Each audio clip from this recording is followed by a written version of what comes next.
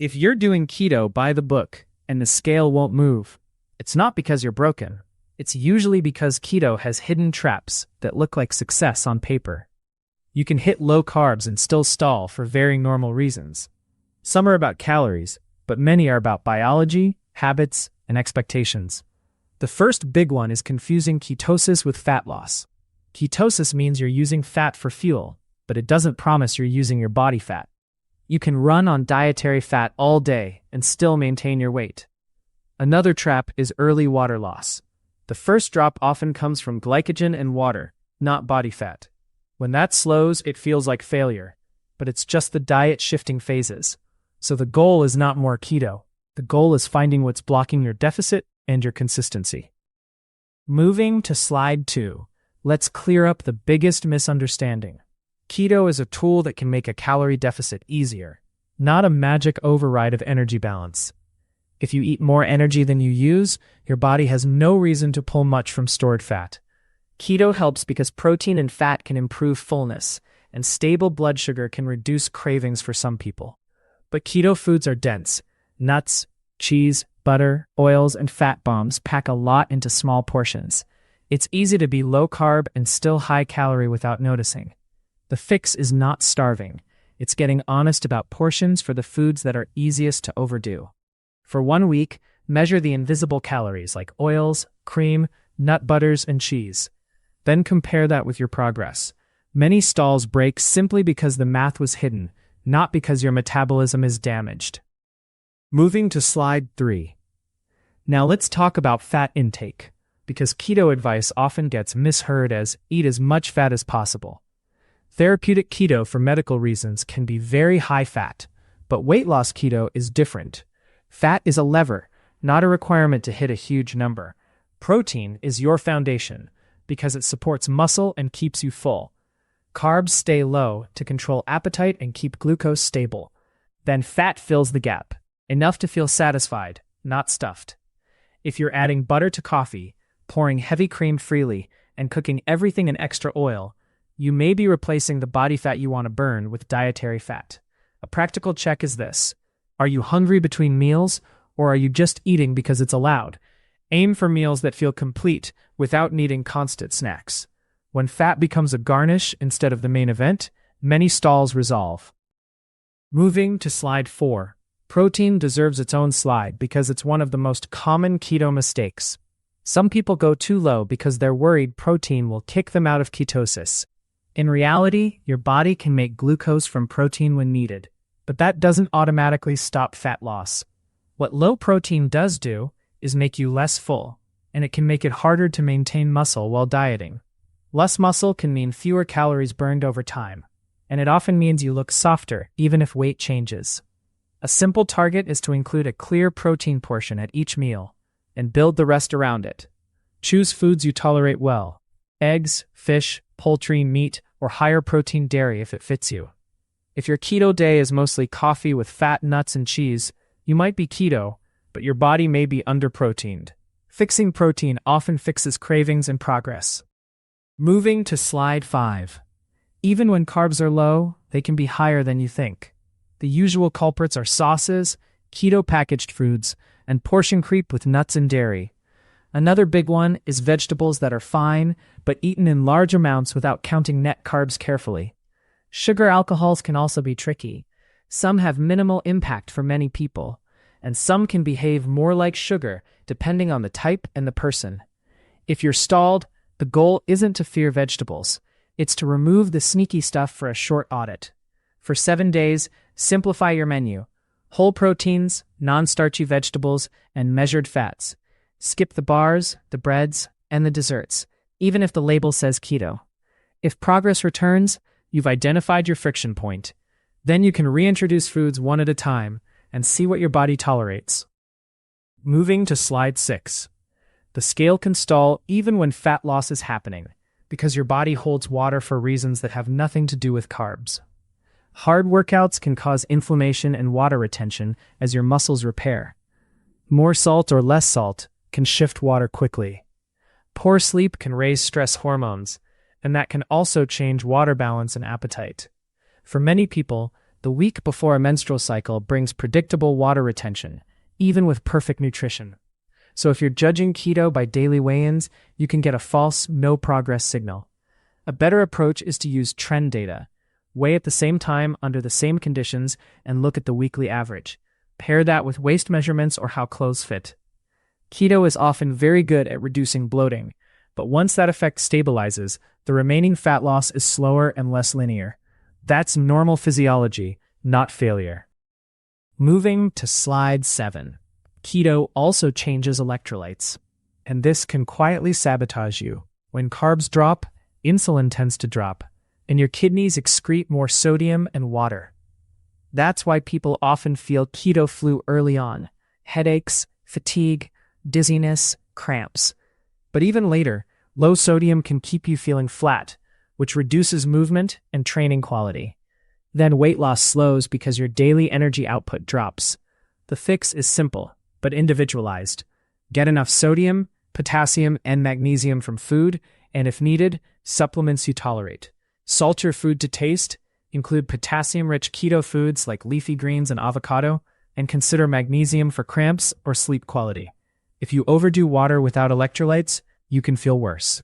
The goal is steady energy, stable workouts, and fewer cravings.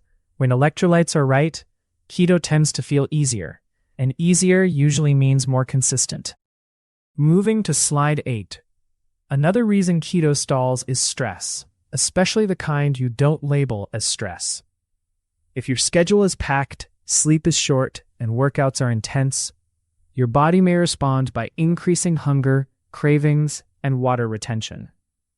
Cortisol is one hormone involved, and studies link chronic stress and poor sleep with harder weight management. Keto can reduce appetite for many people, but it doesn't make you immune to stress eating or late-night snacking. Also, when you're tired, you move less without noticing. That drop in non-exercise activity can erase the deficit you thought you had. A practical reset is boring but powerful. Protect sleep, keep caffeine earlier, and take a few days of lower-intensity movement, like walking. If you're doing high-intensity training 5 days a week and stalling, try reducing intensity before reducing food. Many people see the scale move when recovery improves, not when carbs go lower. Moving to slide 9, let's talk about keto treats, because they're a stall factory. Even if net carbs are low, these foods can keep your palate locked into sweet flavors. For some people, that keeps cravings active and makes it harder to stop at one serving. Many keto desserts are also a perfect storm of calorie density: nuts, butter, cream, and sweeteners. Another issue is digestion. Sugar, alcohols, and fibers can cause bloating, which can look like weight gain or a stall. None of this means you can't ever have them. It means they're not neutral. If you're stuck, treat keto treats like a controlled experiment. Remove them for 2 weeks and see what happens to hunger, digestion, and weight trend. Then reintroduce a single product and watch the response. Your body's feedback is more useful than any label claim. Moving to slide 10.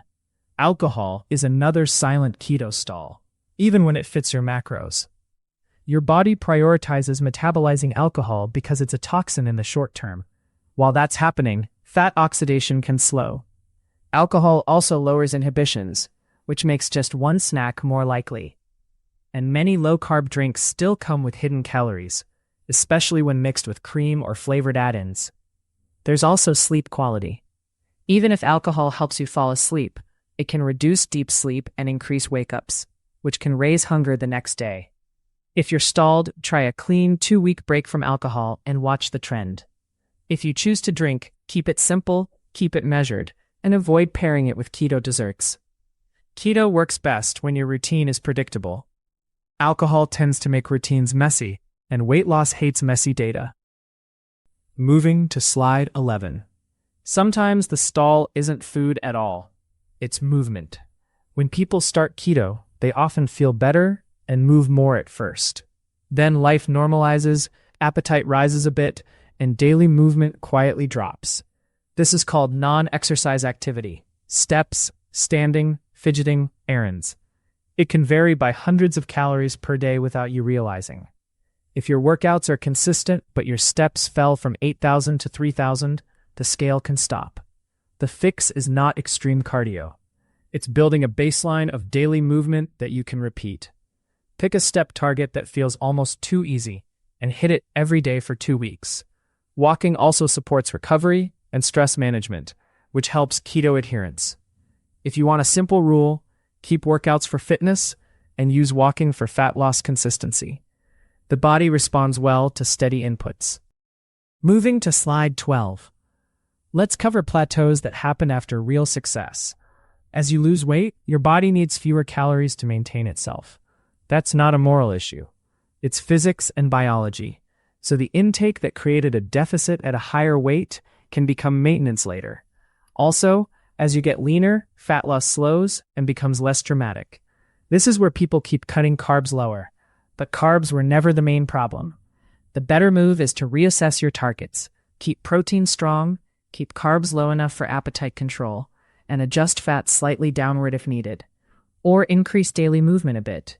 Another smart tactic is to tighten your eating window, not by forcing fasting, but by reducing random bites and snacks. Plateaus often end when you reduce decision fatigue and make your routine simpler again. The goal is sustainable precision, not perfection. Moving to slide 13. There are also medical and medication-related factors that can affect weight, regardless of diet style. Thyroid conditions, PCOS, insulin resistance, menopause transitions, and sleep apnea can all change appetite, water balance, and energy expenditure. Some medications are associated with weight gain or increased hunger. Keto can still be a helpful approach for some people in these situations, but the timeline and expectations may need to change. If you're doing everything consistently for several weeks, measured intake, adequate protein, low carbs, good sleep, steady steps, and nothing changes at all, that's a signal to dig deeper. Track more than weight, waste, hunger, energy, and labs if your clinician orders them. The key is not self-blame. It's getting the right support and making sure you're not fighting an unseen constraint. A diet should work with your physiology, not become a constant battle against it. Moving to slide 14. Let's pull this into a simple troubleshooting plan you can actually follow. First, run a 7-day clean keto audit. Whole proteins, non-starchy vegetables, and measured fats. No keto desserts, no bars, no bread substitutes, and no alcohol. Second, set protein as your anchor at each meal, and let fat be adjustable. Third, track the big invisible calories, oils, cream, cheese, nuts, for just that week. Fourth, set a daily step baseline you can hit even on busy days. Fifth, watch the trend, not the daily scale, and add a waist measurement once per week. If the trend improves, you've found your lever. If nothing changes, that's when it makes sense to talk with a clinician and look at sleep, stress, and medical factors. If you want a simple next step, pick just one lever and commit for 14 days. Consistency beats complexity every time. If you found this helpful, subscribe for more evidence-based nutrition breakdowns, and comment with A or B. Are your stalls more about cravings or more about the scale not moving? This information is not a substitute for medical advice. Fix the metabolism, not just the symptoms.